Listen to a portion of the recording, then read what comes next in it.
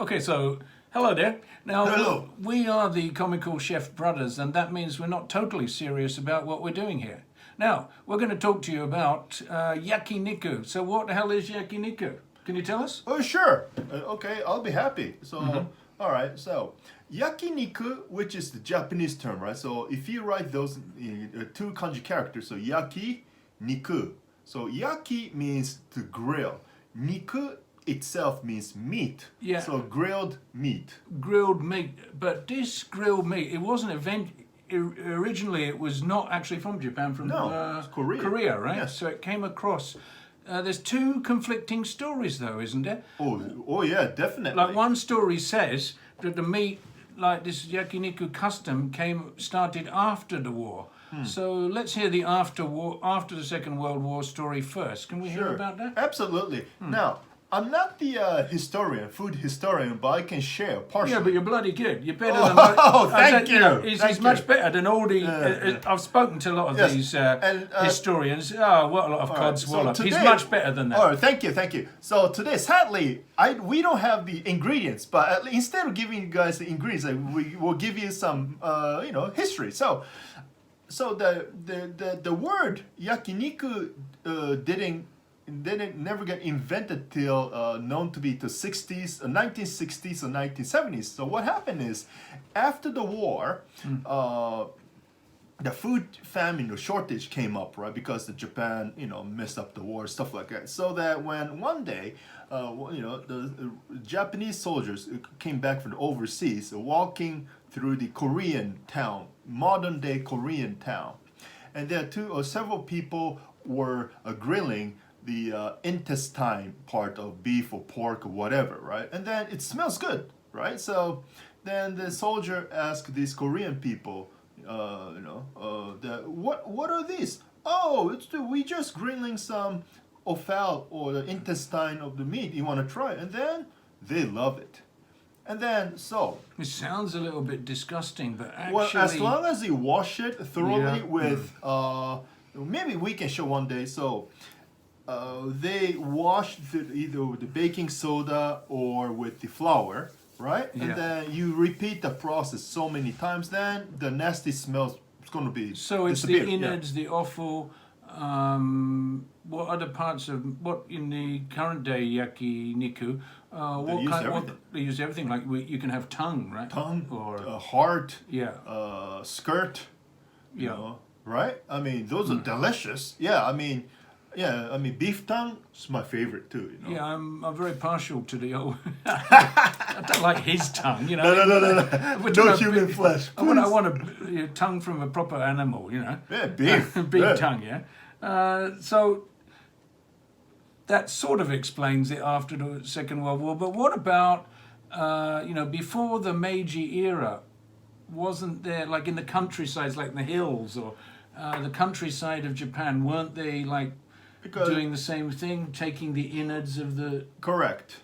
It's known to be that, but that has nothing to do with the yakiniku. But now, because the Edo period, that's before Meiji restoration, right? So it was known that it was forbidden to eat animal flesh back in the days. It was totally forbidden, but some people did. Many people did, especially the countryside. Those are people who live in Edo or modern day Tokyo. Is strictly forbidden because the old fashioned Gestapo used to watch people what they're eating, right? I guess so. You guys can double check if you wanted. So, but people who are farmers or stuff like that, they used to hunt doves or boar. They used to make some miso soup out of these. It's called tonjiru or whatever. Can you say that again? It's called Tonjiru. Tonjiru. The ton means pork. Yeah. Jiru means soup. Tonjiru. Okay. Yeah. Pork and soup. Yeah. Yes. I see. Yeah. Oh, okay. Yeah. So- Or inoshishi means boar. Inoshishi boar. Now, Yeah. and we do have in Japan, we do have some boar running around. And It's actually, delicious. this week, but it's a bit frightening in Hanno. There have been Where's Saitama, So outside of Tokyo, right? outside of Tokyo a little bit. but there's been some, well, not just boar, but bears actually. Bear? Yeah, the bears are getting hungry and they're running around. Like Vicky was saying to me, my co-worker, that you know, some bears are running around pretty close the normal neighborhood. I guess they're coming in. Maybe they want their yakiniku and they're not getting it or something. So that is telling me that the mountainside, the food is no longer available. Yes, for them. there's a whole nother. Otherwise, they wouldn't risk their lives to go to, you know, major cities. That's right. And then I'm not a scientist, but this is just a very recent thing. The last actually couple of weeks, you know, the announcement is, you know how they do it in Japan. There's an announcement of cars going around and telling everybody that bears are in the neighborhood, so please be careful. Oh, super! We just hunt them down, and eat them. You know. Yeah, that's it. It's That not will last two days for us. You know. You know, in the case of Vicky, she's not scared of bears because she lived in Alaska before, but her Japanese husband is, you know, cowering in the house, scared not to go out the front door. Oh, come on. But, you know, they're... Snowflakes. Yeah. Okay, so the yakiniku, right? So after the war, so then the Second World War is finished, and then soon afterward, Korean War came up, right? So after the Korean War, I wouldn't say ended, but we are still at war, right? Technically speaking. But anyway, so let's say after the Korean Wars in the 60s. So of course, naturally, so the Korean restaurant industries in Japan divided into two categories. So Don't tell me North and South. Yeah. Really? Yes. So You're joking. I'm not joking. North and South. Yeah. So North Korean cuisine or North Korean restaurants versus South Korean cuisine or South Korean restaurants. Yeah. So people like the soldiers, they could just choose which one they went, I Or suppose. the Japanese, you know, mainly they're catering to local Japanese people, right? Oh, so, yeah, so of course, naturally speaking, most Japanese people would go to the South Korean restaurant. You would think so. You would think so. Yeah. So I guess the So- North Korean folk that were in people- Japan at the time were having a hard time Oh, selling, they selling their suffer a stuff. lot. They Yeah. suffered a lot, and Yes. even today they still do a little bit. Well, you know. today, so that's the thing, That's right? another So issue. when the Korean business partners who I think they were born in Japan, I think. So you know, Japanese, Korean, Japanese, whatever you want to call. So the one guy who has a Korean North Korean blood and then his business partner who has the South Korean blood, right? So you know they were talking each other that you know even the political or military wise, North and South got divided, but we are still human beings. It doesn't make any sense. That's very, very important. Right, so the 60s, sometimes in 1960s or 70s, they were discussing how can we translate the word, Korean word, bulgogi into proper Japanese. The word yakiniku was born and translated beautifully. Okay, and you're actually going to, I'm going history, to ask you yeah. the basic steps involved, Okay. and we're going to show you in the next video how to make yakiniku. Correct. And this is going to be great because what our plan is that we're going to show you how to make the yakiniku so that you can actually do this at home without so much trouble. That's our main easy. objective here. This is just a brief warm up for that. Warm up. And then, so the word yakiniku, so as soon as the word yakiniku became the proper Japanese dictionary word, right? Yeah. And then, so they changed the word from South Korean or North Korean cuisine. They just put that in the rubbish can and replaced with yakiniku restaurant. Then, so the local Japanese people, or expats or whoever, they ended up going to both, And this both restaurants. I was sort of reading that Yeah. there was sort of So the Yakiniku- stages of these restaurants, Thanks to 1930s, the, 1950s, and yes. today a little bit different. So today the yakiniku, so we don't know. Are we eating at the people from South Korean descent or the North Korean? It doesn't matter. I mean, so that's how the entrepreneurs, Korean entrepreneurs in Yeah. Japan, Initially, help to restore the restore. Right? Yeah. So if we get to the ingredients a little bit, I mean, it's not okay. just Let's it's talk not, about ingredients. It's not just pork, but it's chicken and lamb and Venison. venison, and today we have Vienna sausage. Yeah. That's at least my favorite. Even different fishes. Even different fish can be. Yes. Kind of surprises sure, me. the shrimp, There's shellfish. fish. I don't really call fish meat, do you? But No, it's but sort of included. the variants, variations. And vegetables, of course. Of course, the mushrooms, the bell peppers. And you might be thinking of watching this video, two guys screaming and going on, but actually women now go to yakinikus a lot more than they did before because they have special machines in the restaurants, don't they, to... They vacuum to suck up the smokes, right? Because I remember my mother told me that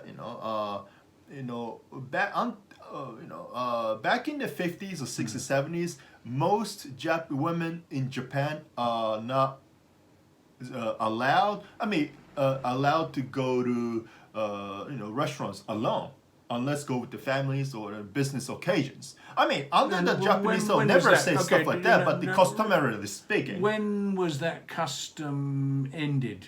sometimes in late 1980s, just like the Japanese. So basically all through the 70s that still kind of carried on. Today, Kind of. nobody care. No, today nobody cares about Unless it. you live outside of Tokyo or Osaka, I don't know about the countryside, but so even though if Before, it was some of these restaurants, especially the better ones. I mean, even in Roppongi, I tried to get into a yakiniku restaurant in Roppongi and was refused because I was a gaijin. okay, that was what 1980s or early that was 90s or what? that was 1991.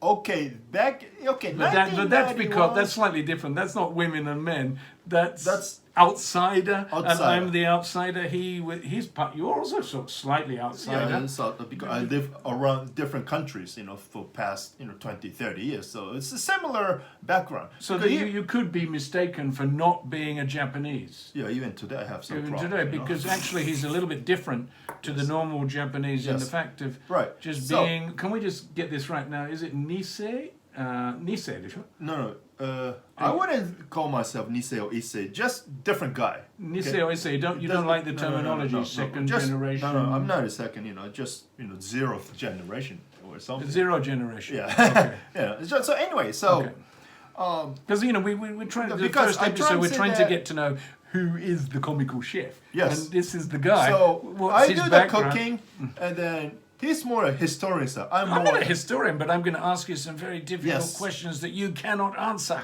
Well, I'll try If my possible. best. Yeah. And So anyway, so that's how yakiniku is evolved. And so even you go to yakiniku restaurants, people who are vegetarians or fishitarians, they can still order some prawn, shrimps, scallops, tofu. That's no problem. Yeah, but come on. If you go to yakiniku place, you gotta eat some meat. So, and also Beef. there's another trend that we wish to sort of introduce cooking wise to you, and that will be in another episode. Is the Mongolian mutton barbecue, also known as Genghis Khan. Correct. So Kaz is going to try a Genghis Khan, and It's easy. Easy, yeah. Yeah. So is that easy that you will be able to do it in Britain, USA, Canada, anywhere? Anywhere. That's how easy it is. As long as you get the meat, yeah. So, but he might get on fire or something. No, I mean the but- lamb. I mean, if those of you in Israel or Middle East, there's no difficulties getting lambs. Yeah, but I mean, you're stating earlier that even a vegetarian can go to the yakiniku place, but I wouldn't. If I was a vegetarian, I wouldn't go. But Me neither, because because we still have to share the same griddle, right? Right. I don't want the meat, the juice. vegetable soaked Juices, into yeah. meat juice by force. That sucks. And we have all these other. But if you are sort of a meat lover, there's a lot of sauces as well that go with the yakiniku. Correct. Yes. So dipping sauces, right? So based on soy sauce, sugar, or stuff like that. Well, some people opt to go just salt and pepper. Boom. That's it. It's called shio. Shio means salt in Japanese. So, Shio means salt. so basically, it's similar to yakitori. Which Yakitori is shio.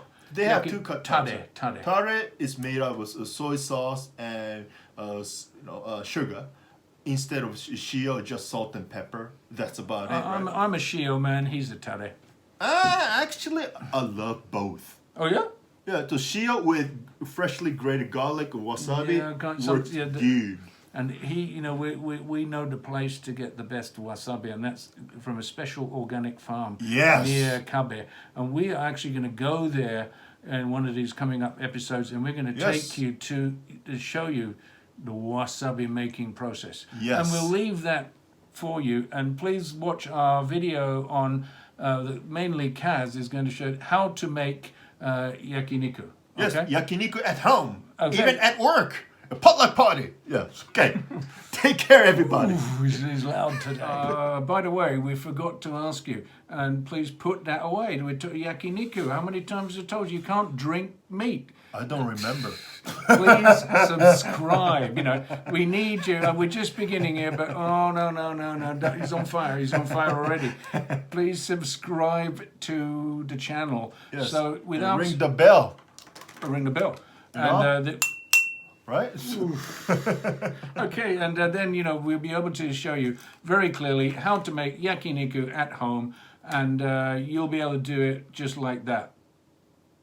Maybe. Of okay. course. Well, of course you will. Yeah. Bon appetit. Cheers. How can it be bon appetit when it's yakiniku? Say something. How do you say bon appetit in Japanese? Well, the closest one I can say, kampai. Cheers. Kampai is for drinking.